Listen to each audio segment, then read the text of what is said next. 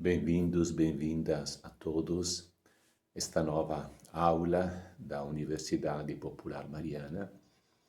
Antes de tudo me apresento, sou Padre Pedro Facci, missionário do Pontifício Instituto das Missões ao Exterior, conhecido como PIME.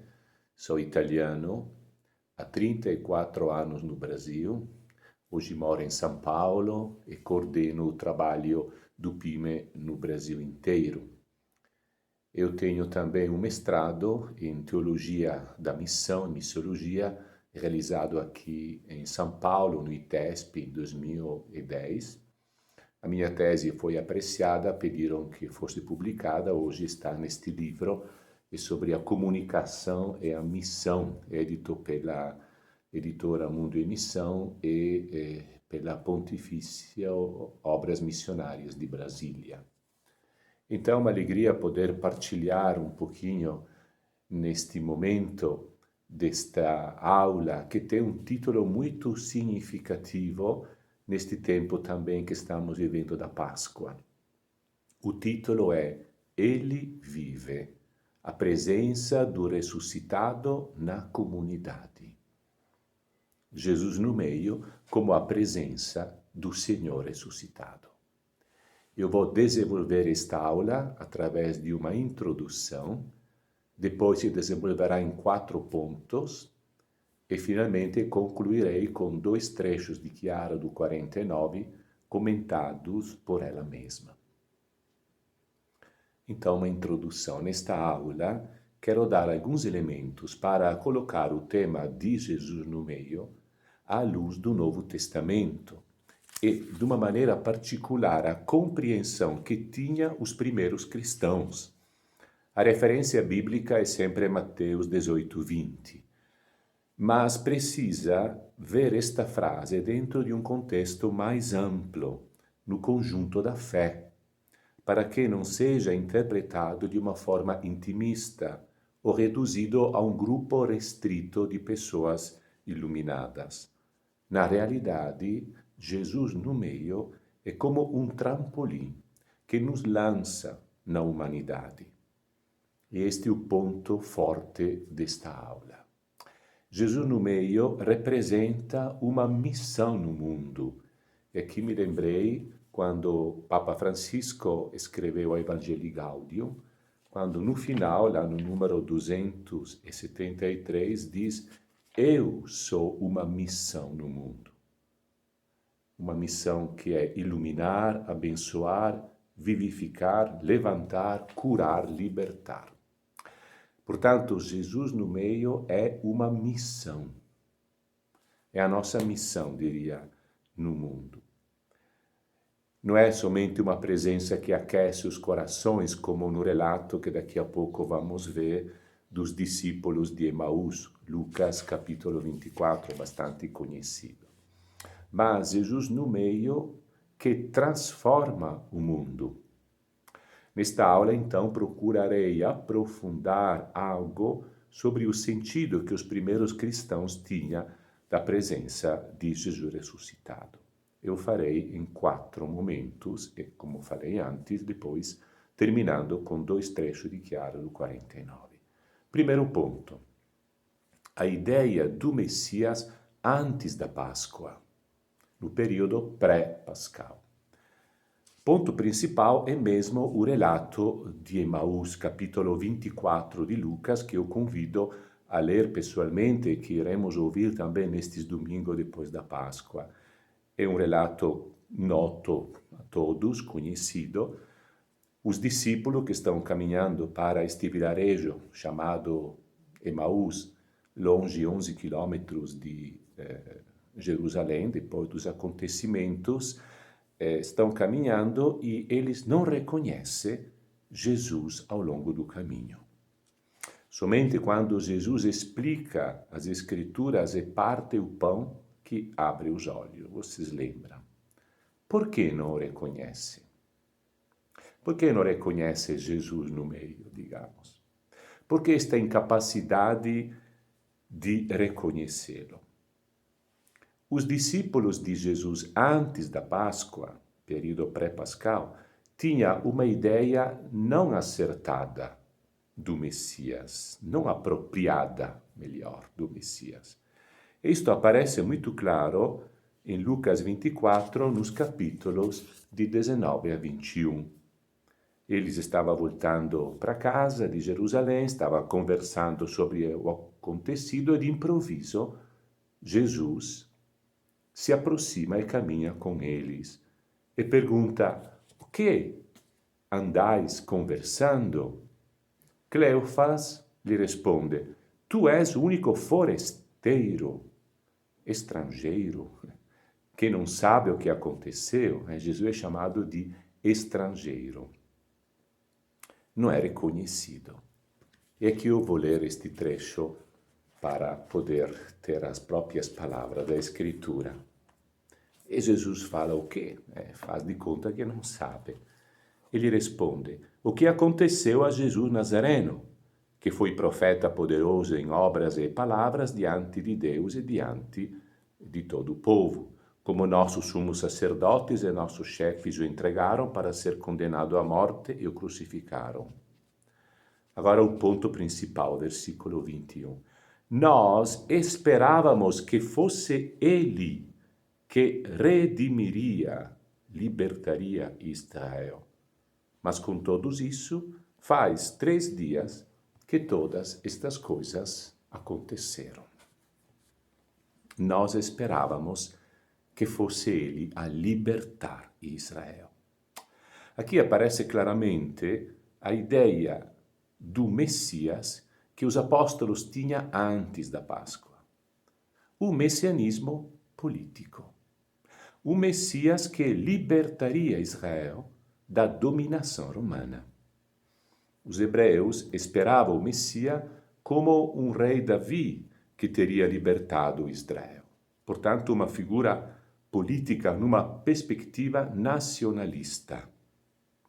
E esta ideia do Messias está bem descrita no Antigo Testamento, no segundo livro de Samuel, capítulo 7, de 8 a 16, que deixo também a vossa leitura pessoal.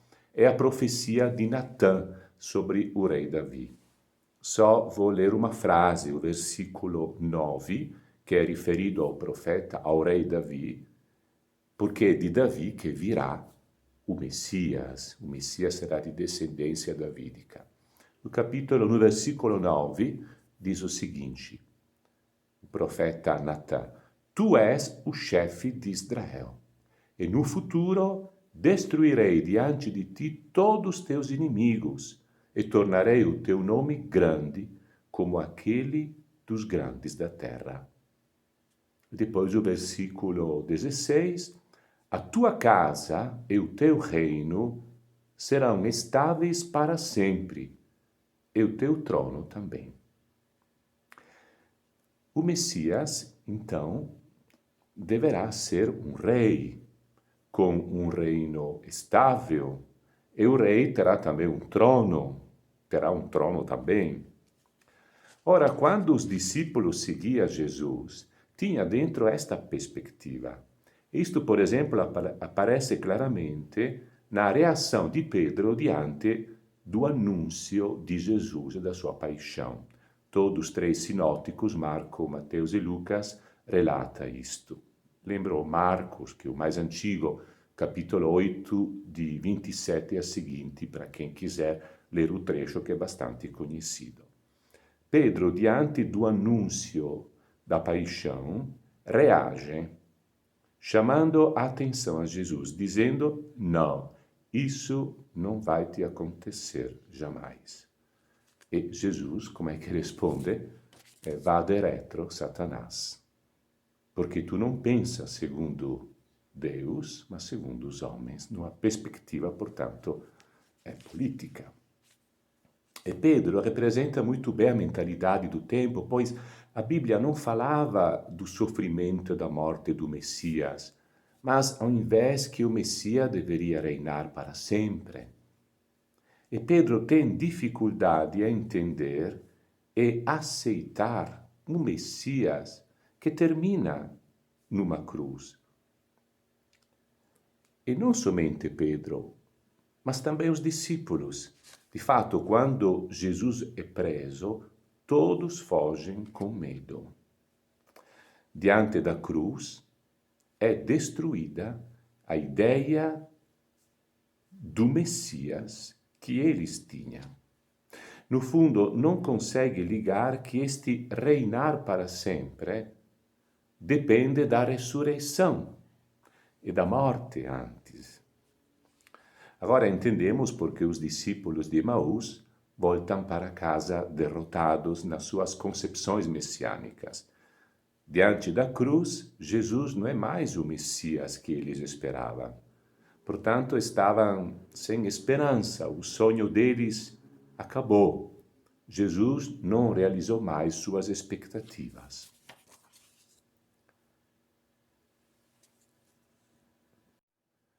Segundo ponto, a ideia do Messias à luz da ressurreição. Nós vimos na pré-pascal, antes da Páscoa, agora à luz da ressurreição.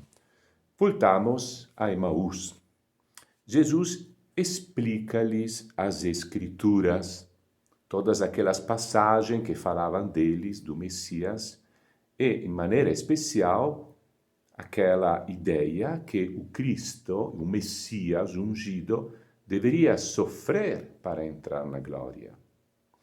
Os discípulos, e Pedro também, conheciam o texto do Antigo Testamento que falava de o Messias, mas não do fato que o Messias devia sofrer. Também a glória de Jesus era interpretada em termos políticos, sentar num trono, ou em termos de poder. Não tinha entendido o sentido da glória de Jesus, mas estavam fixados na glória do rei Davi. É justamente no encontro com o ressuscitado que os discípulos compreendem o verdadeiro sentido da glória.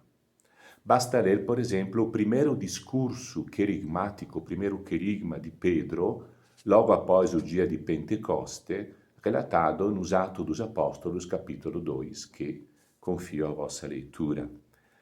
Neste discurso, Pedro, após ter recebido o Espírito Santo, faz um paralelo entre Jesus e Davi.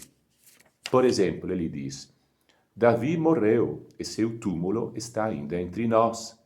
Jesus não ficou no túmulo, mas com a sua ressurreição subiu ao trono, onde será Messias para sempre, e subiu à direita do Pai. Nós falamos no creio, não é? Subiu, está sentado à direita de Deus Pai. Isto não aconteceu com Davi. E o versículo 36 de Atos 2 diz: Saiba toda a casa de Israel que Deus constituiu Senhor e Cristo, isto é, Messias, este Jesus a quem vós crucificastes. Este Jesus. Aqui acontece a conversão, uma nova compreensão do Messias. São Paulo dirá, no começo da carta aos Romanos, capítulo 1, de 1 a 3, eu fui chamado a anunciar o Evangelho de Deus que diz a respeito do seu filho, nascido da estirpe de Davi, segundo a carne, mas estabelecido filho de Deus com poder por sua ressurreição dos mortos. A palavra ressurreição em grego é anastase, quer dizer, levanta-te, sobe. Jesus subiu à direita de Deus Pai. Portanto, uma nova concepção do Messias. Porque foi crucificado e ressuscitado, agora senta no trono. Mas não será um rei que manda, que oprime, que usa do poder para oprimir, mas um rei, Messias, que serve, que dá vida para os seus. E agora deu até o Espírito para todos. Terceiro ponto, o Senhor ressuscitado no meio. Alguém poderia se perguntar, mas o que tem a ver tudo isso que estou dizendo, Jesus sentado no trono à direita de Deus, com Jesus no meio? Antes de responder esta pergunta, precisamos lembrar duas coisas. Primeiro, Jesus iniciou a sua pregação dizendo que o reino de Deus chegou, convertei-vos. Numa outra passagem muito cara para mim, Lucas 17, 21, Jesus dirá, o reino está entre vós. O reino é a pessoa de Jesus. O reino que Jesus prega não é só um lugar que vamos ocupar depois da morte. Quando, por exemplo, nós rezamos no Pai Nosso, venha a nós o vosso reino, assim na terra como no céu, nós queremos dizer que este céu, este reino, este trono onde Jesus está sentado, que é a Santíssima Trindade, esta vida da Trindade, aconteça também aqui na terra. Este reino é a sociedade renovada pela presença de Deus que reina, Jesus no nosso meio. E segundo, o Messias justamente torna presente o reino na nossa vida, na nossa história, e que é importante, dando visibilidade ao fato que Deus está reinando. Se o Messias permanecesse sentado à direita de Deus e só, não daria visibilidade a este reino. Aqui dá para entender, voltando ao relato de Lucas 24, do Emaús, uma passagem que às vezes nos deixa perplexo. Eu também, muitas vezes, fiquei perplexo. Quando, por exemplo, os olhos dos discípulos se abrem, reconhecem Jesus, o que acontece? Jesus desaparece. E também nas aparições depois da Páscoa, quando reconhece Jesus, Jesus desaparece. Por que ele some? Por quê? Muitas vezes me perguntei, por que some? Ele some porque agora eles são Jesus. Nós somos Jesus. Pelo fato da Eucaristia, que nos faz de muitos um só, nós somos o corpo de Cristo, a Igreja. A prova da ressurreição de Jesus somos nós, é a Igreja, unidas no nome de Jesus. E este corpo, a comunidade reunida no seu nome, que é o lugar onde o Messias está sentado à direita de Deus Pai. Este é o trono de Deus. É um corpo visível. Isto é importante. Como dizia antes, se Jesus tivesse permanecido sentado à direita de Deus Pai, não teria visibilidade. Mas nós somos a visibilidade do reino, da presença de Jesus ressuscitado no meio de nós. E aqui entramos numa dinâmica nova, aquilo que na teologia se chama de dinâmica escatológica. É a dinâmica do já e não ainda.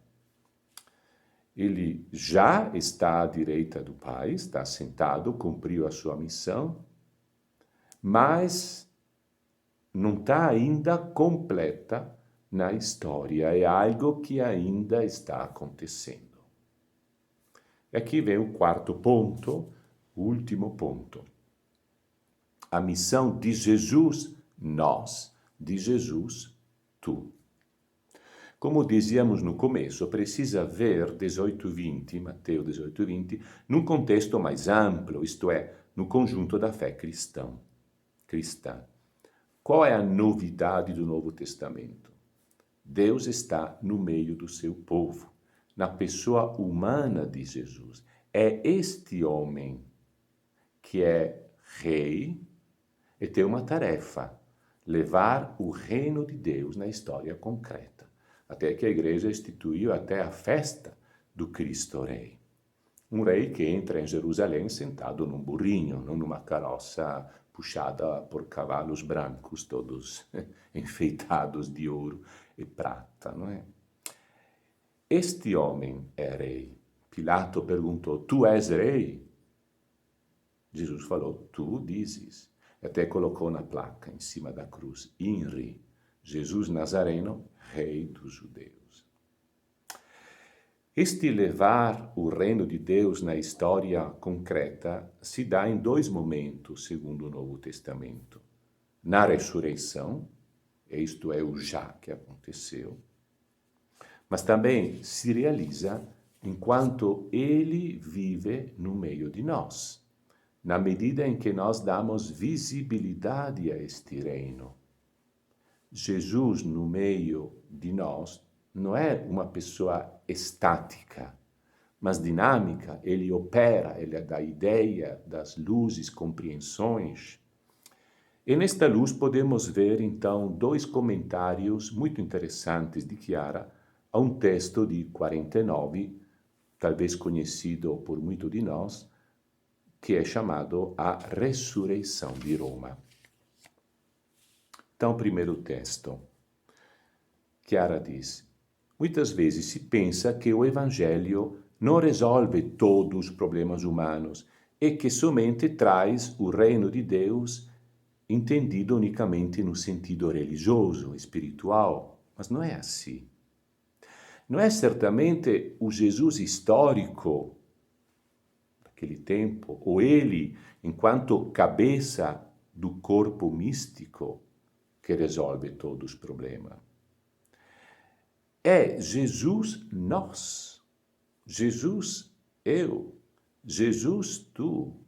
É Jesus no ser humano, naquela pessoa concreta, quando a graça está nele.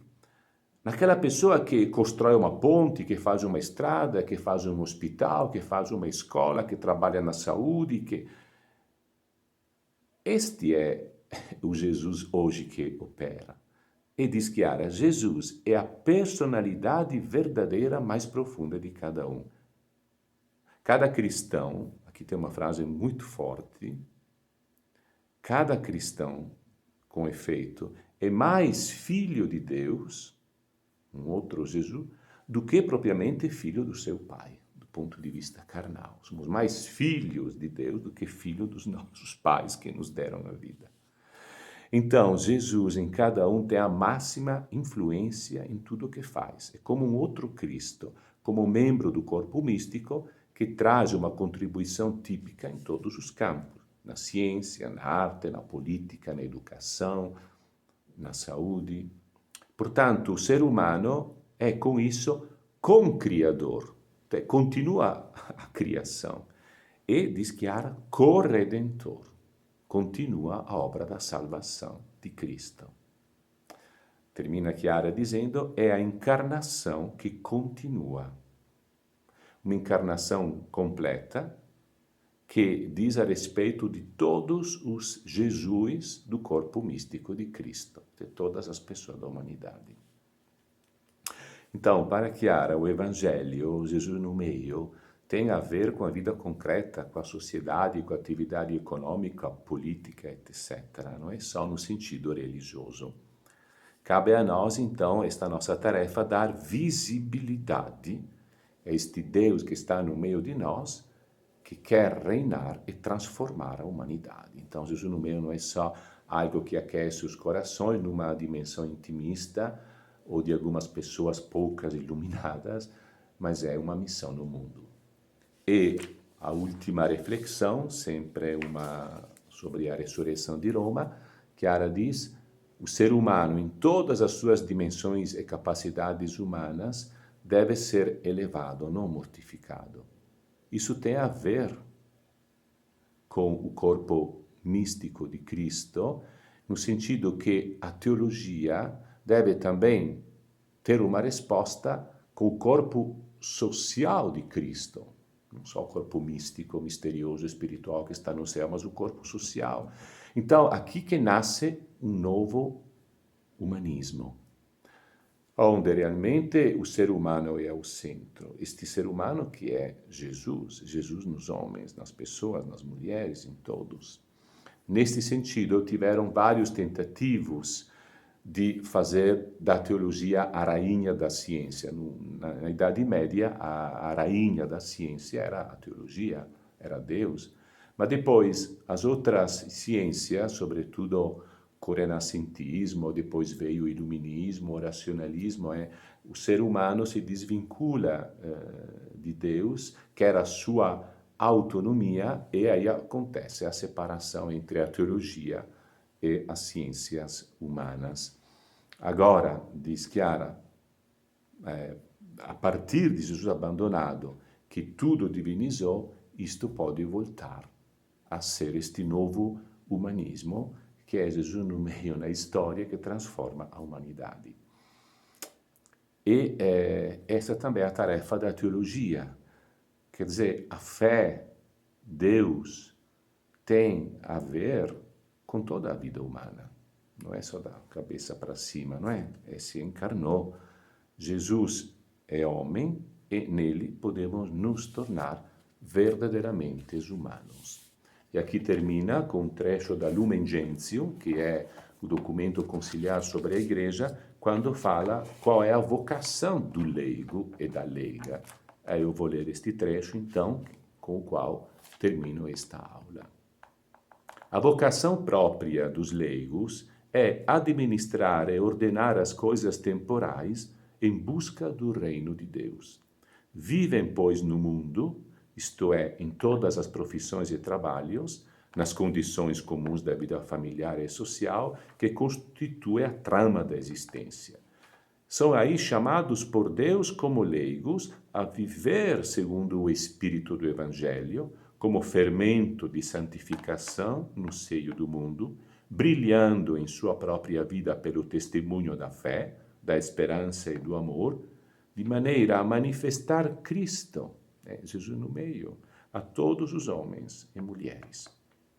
Compete-lhes, pois, de modo especial, iluminar, organizar as coisas temporais a que estão vinculados para que ela se oriente por Cristo e se desenvolve em louvor do Criador e Redentor. Termino dizendo que é a encarnação que continua no não ainda da história. O já aconteceu, o não ainda cabe a nós com Jesus no nosso meio. Ele vive e quer transformar o mundo no reino de Deus. Muito obrigado pela vossa atenção e vamos também traduzir depois, sempre em vida, tudo aquilo que a Igreja e que Chiara e que o ideal nos diz. Que o Espírito Santo nos ajude nesta tarefa tão bonita que é a tarefa própria do cristão. Deus abençoe.